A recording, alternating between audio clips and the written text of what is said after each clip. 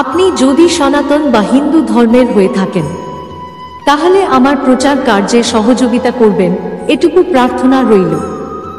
নমস্কার বন্ধুরা, একলা মানুষ ইউটিউব চ্যানেলে আবারও একবার স্বাগত জানাই।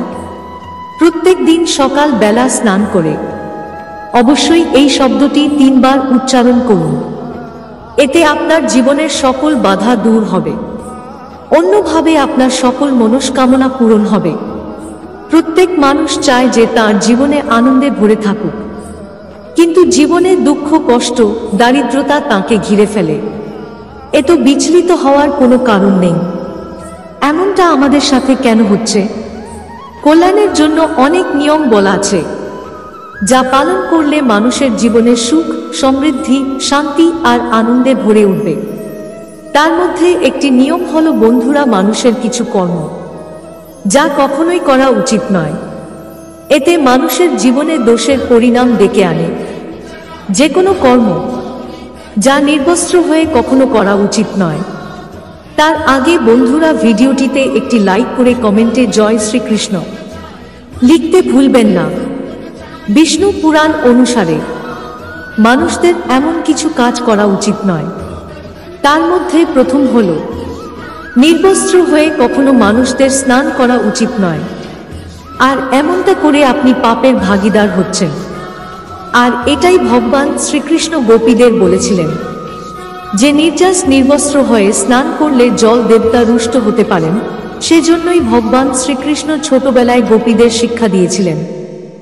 নাম্বার 2 বন্ধুরা, অনেকেই নির্বস্ত্র হয়ে শোনেচর অর্থাৎ ঘুমন, কিন্তু বিষ্ণু পুরাণ অনুসারে মানুষদের কখনোই নিরস্ত্র হয়ে ঘুমানো উচিত নয়। এতে চন্দ্র দেব রুষ্ট হন। এছাড়াও রাতে অনেক দেব দেবী আমাদের আশীর্বাদ দিতে আসেন। প্রমাণ হলো এই রাতে যারা দেবদেবীর স্বপ্ন ধর্ষণ করে তারাই জানেন প্রভাবশালী। এছাড়া পিতৃলোক থেকে আমাদের রাতে আমাদের ভিত্তি, আমাদের পিতৃপুরুষরা দেখতে আসেন। এই সময় যদি আমরা নির্বস্ত্র হয়ে থাকি তো দেবদেবীর কৃপা আমরা কখনোই পাব না, আর আমাদের বাড়িতে দেবদেবীর বাস হবে না। ফলে সর্বদাই বাড়িতে কলহ, আর্থিক সমস্যা, উন্নতি না হওয়া এগুলো লেগেই থাকবে। এছাড়াও রাতে নগ্ন হলে আশেপাশে নেগেটিভ এনার্জির আপনার প্রতি আকৃষ্ট হতে পারে। তারা আপনাদের বাড়িতে বাসা বেঁধে ফেলে। এই নেগেটিভ শক্তির জন্য স্বামী স্ত্রীর মধ্যে ঝামেলা সৃষ্টি হয়। এই নেগেটিভ শক্তির জন্য স্বামী স্ত্রীকে দেখতে পারে না, আর স্ত্রী স্বামীকে সহ্য করতে পারে না। ছোট ছোট কথায় তাদের মধ্যে ঝামেলার সৃষ্টি হয়। সর্বদা নেগেটিভ চিন্তা ভাবনা তার মাথায় ঘুরতে থাকে। রাতে অশ্লীল স্বপ্ন আসে, কিছুতেই ঈশ্বরে মন লাগে না, নিজের কেরিয়ারে ফোকাস হয় না।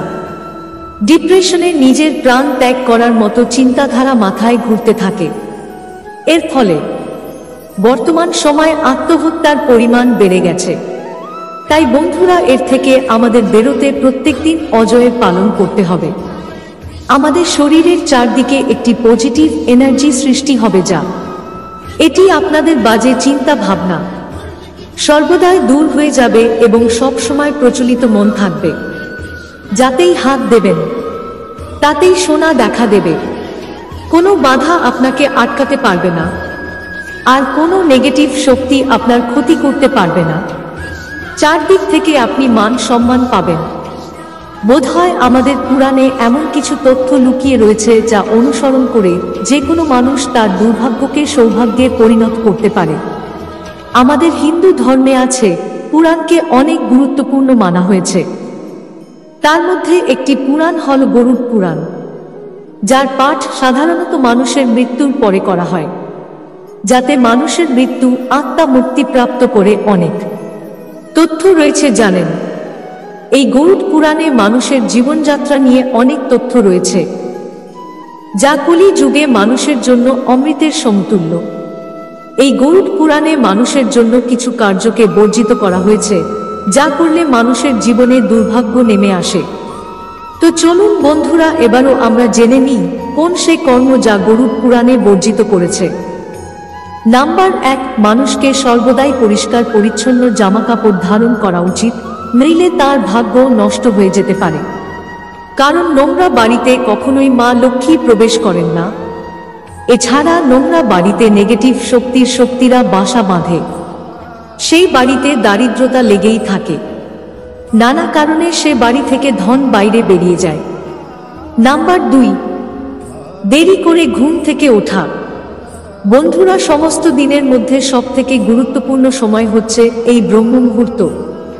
এই সময় মন্দিরে কসমিক এনার্জির সৃষ্টি হয়, এটা আমরা শুনেছি এবং জানি। যদি এই এনার্জি আপনার শরীরে প্রবেশ করে যায় তো আপনার শরীরের রোগ প্রতিরোধ ক্ষমতা বেড়ে যায়। এছাড়াও এই সময় বিভিন্ন দেব দেবীর আগমন ঘটে, আপনাকে বিভিন্ন সংকেত দেয়। এর জন্য বলা হয় যে ভোরের স্বপ্ন সর্বদাই সত্যি হয়। বন্ধুরা, আবিষ্কার মানুষের প্রত্যেকদিন ব্রহ্ম মুহূর্তে ঘুম থেকে উঠত এবং যারা প্রত্যেকদিন ব্রহ্ম মুহূর্তে ঘুম থেকে উঠত এবং তাদের আয়ু অনেক বেশি হতো। কিন্তু বর্তমানে আমরা এর পালন না করায় বিভিন্ন রোগ আমাদের চারদিক থেকে ঘিরে ফেলে। নানাবিধ সমস্যার মুখোমুখি আমাদের হতে হয় এবং আমাদের অকাল মৃত্যু পর্যন্ত হয়েছে। নাম্বার 3, প্রত্যেক দিন স্নান না করা। আমাদের এই শরীর এই পৃথিবীর অংশ। যেমন গ্রহে 3 ভাগ জল 1 ভাগ স্থল রয়েছে, তেমনি আমাদের শরীরেও 3 ভাগ জল 1 ভাগ স্থল আছে। আর এছাড়াও এই শরীর 5টি তত্ত্ব দ্বারা নির্মিত, যেমন মাটি, জল, বায়ু, অগ্নি, আকাশ।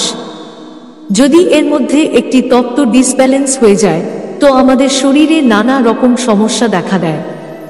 এছাড়া বন্ধুরা, আমাদের শরীরে নানা রকম জীবাণু থাকে যা আমাদের শরীরে বাসা বেঁধে ফেলে। তাই বন্ধুরা, আমরা প্রত্যেকদিন সুস্থ এবং সবল থাকার চেষ্টা করব এবং ব্রহ্ম মুহূর্তে ঘুম থেকে ওঠার চেষ্টা করব এবং পরিষ্কার পরিচ্ছন্ন থাকাটা খুবই জরুরি। আমাদের শরীর যেমন সুস্থ থাকবে এমনি আমাদের মস্তিষ্কও ঠান্ডা থাকবে। এবং দেখবেন, যখন আমরা নতুন জামা কাপড় পরি তখন আমাদের মধ্যে এমন একটা পজিটিভ এনার্জির সৃষ্টি হয়। কেন? এটা আমাদের মস্তিষ্কের একটা ভাব, যা থেকে আমরা দেখতে পাই যে আমাদের শরীর পরিষ্কার পরিচ্ছন্ন আছে।